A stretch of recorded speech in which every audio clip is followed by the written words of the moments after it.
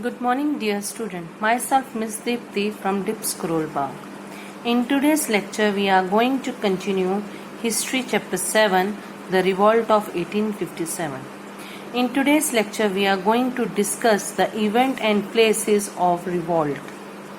There were a lot of places which were affected due to the revolt. Let us see the happenings and events around the country. Jhansi. Rani Lakshmi Bai was one of the important rulers who revolted against the British since they do not accepted her adopted son as the ruler to the ancient extent and the throne due to the doctrine of lapse policy. She joined hand with Tantya Tope and together they captured Gwalior. Her courage was appreciated even by British commander, but she died in 1858 while fighting against the British. Next is Kanpur. It was Nana Sahib who led the troop at Kanpur. He called himself the Peshwa. He was supported by Tantya Tope and Nizamul. When the British captured Kanpur, Nana Sahib fled to Nepal. Kanwar Singh of Jagdishpur led the revolt in central India and Uttar Pradesh. He extended support to the sepoy at the Lucknow and Kanpur but soon died in 1858. Delhi. The Mughal Emperor Bahadur Shah Jafar was made the leader of revolt by a soldier from Meerut. Sir John Lawrence sent a contingent which attacked Delhi. Bahadur Shah was captured and he was deported to Rangoon and his sons were shot dead. This brought about the end of Mughal Empire in India. Awadh. Bengal Hazrat Mahal made her minor son the Nawab of Awadh. She was helped by the sepoy peasant and Tughlaq Kabar.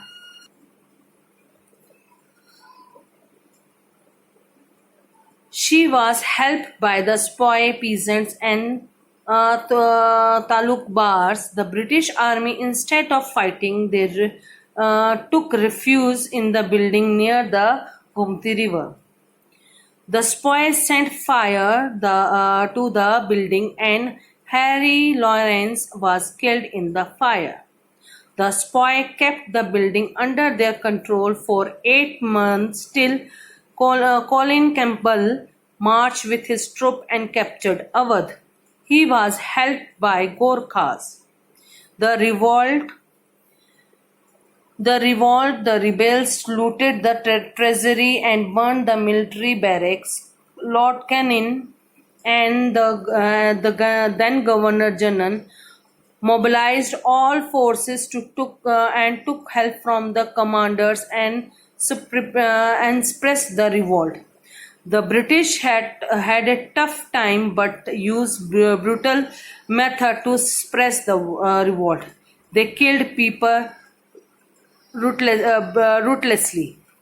So these 4 points they have in this lecture in this chapter we have discussed. First of all, is the Jhansi. It was from Rani Lakshmi Bai fought from the Jhansi for the independence of her state. Whereas the from Kanpur Nana Sahib was there.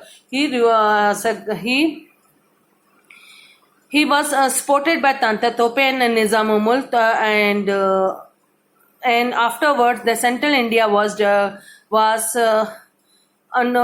led by the Kanwar Singh and whom he was also died in 1858. Delhi, the troops, the sepoy coming from the Meerut come to the Delhi and made Bahadur Shah Jafar declared Bahadur Shah Jafar as their king. And Bahadur Shah Jafar at that time he was 84 years old. He refused to become the leader, but the spy instead him and he become the ruler. But when this revolt come to an end, the British captured near Delhi, and they made him to deported to Rangoon in Burma, and his sons were shot dead. He stayed Rangoon till his death, and after the capturing of Bahadur Shah Jafar, Mughal emperor era come to an end in India. Afterward, that Awadh was there. In Awadh, a revolt was led by Begum Hazrat Mahal and his son. But British British suppressed the revolt in Awadh with the help of Gorkhas, and Gorkhas become the after this Gorkhas become more reliable to the British. So these were the few places where the revolt of 1857 took place. The causes of the failure of revolt. There was many causes, which was the main main causes behind the failure of revolt of 1857 was the following. Number one, the revolt was confined to certain areas and did not spread all over the India. This is a big point.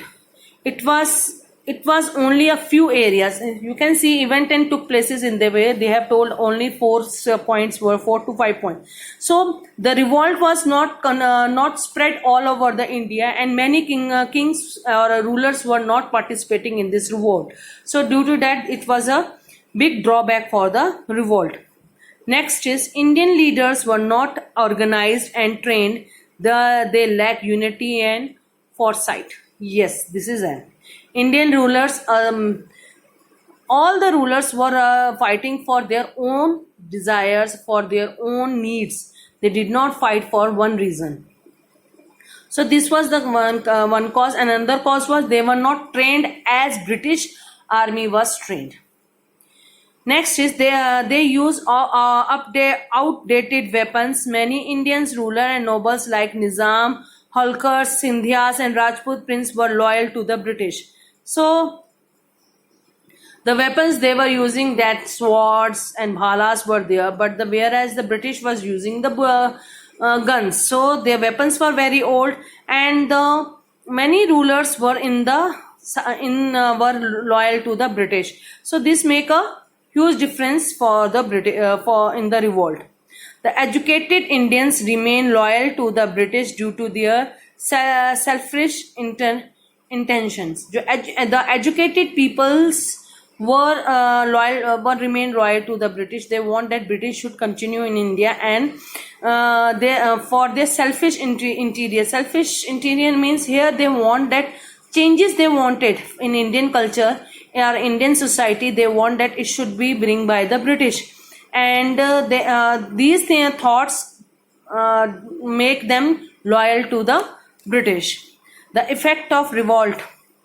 The East India Company ruled in India come to an end, and Queen Victoria took over the administration in 1858. So British East India Company rule comes to an end in India in 1958. I'm clearing once again. I'm saying that East India Company rule was come to an end, and India directly come under the control of the Queen Victoria. So in 1858, the Secretary of the State was appointed, who replaced the Board of Directors.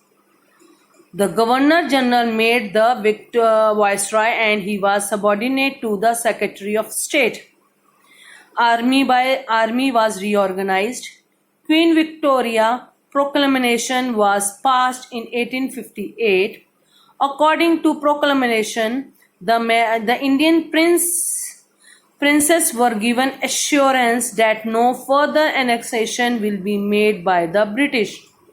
The Queen also promised that there will be no interference in the social and religious practice of the people. Next, the general pardon was given to all rebels, even for those who killed the British people. Last, the revolt brought people closer and aroused patriot feeling among Indians. So these are the effects. First, most important effect was the after 1857 was that in East India Company rules comes to an end in India. Afterwards, the Queen Direct rule was there in India. Secretary of the state was appointed in place of board of directors, as and many companies have board of directors. These board of direct in place of these board of directors, Secretary of the state was appointed. Governor General was made. His name was changed. Now Governor General was not there. Now we call after 1858, he was called Viceroy of India. So he was directly subordinated by the Secretary of State. Army was reorganized. Queen Victoria Proclamation. This is very important. Proclamation means declaration. Declaration was there. Number one was that further they will not annex any state. Next state means they will not mix any, take any or overtake any state by any means. Now the princess states can do whatever they want to do. They were free to do what they want to do. Next was the queen also promised that there will be no interference in the social and religious practice of the people. Yes, as we know in the previous time, during the East India Company, Warren Hastings has stopped the Sati Pratha and Parda Pratha system. So the system they have stopped it. So these things make the social. This was the social issue, and this made the Hindu Indian peoples,